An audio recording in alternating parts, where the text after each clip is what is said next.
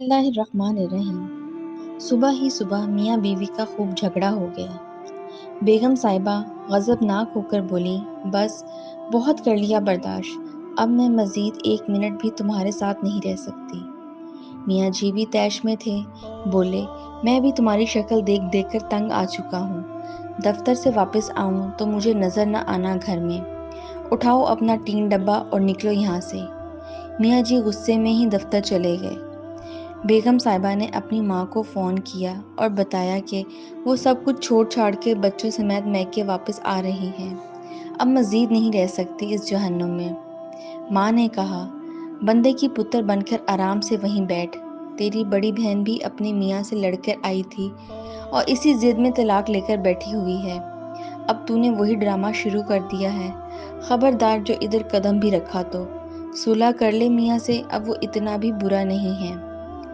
माँ ने लाल झंडी दिखाई तो बेगम साहिबा के होश ठिकाने आए और वो फूट फूट कर रो दी।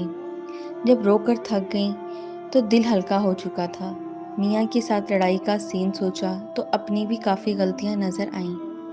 मुंह हाथ धोकर फ्रेश हुई और मियाँ की पसंद की डिश बनानी शुरू कर दी और साथ स्पेशल खीर भी बना ली। सोचा शाम को मियाँ जी से माफ़ी मांग लूँगी, अपना घर फिर भी अपना ही होता है। शाम को मियाँ जी घर आए तो बेगम ने इनका अच्छे तरीके से इस्तकबाल किया, जैसे सुबह कुछ भी नहीं हुआ हो।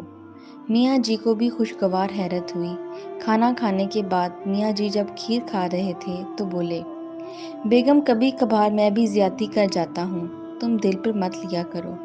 बंदा बशर हूँ, गुस्सा आ ही जाता है। मियाँ जी बेगम के शुक्रगुजार हो रहे थे और बेगम साहिबा दिल ही दिल में अपनी माँ को दुआएं दे रही थीं, वरना तो आज जज्बाती फैसले ने घर तबाह कर देना था। सबक: अगर वालिदैन अपनी शादीशुदा औलाद की हर जायज़ नाजायज़ बात को सपोर्ट करना बंद कर दें तो 90% बिगड़ने वाले रिश्ते बच जाते हैं।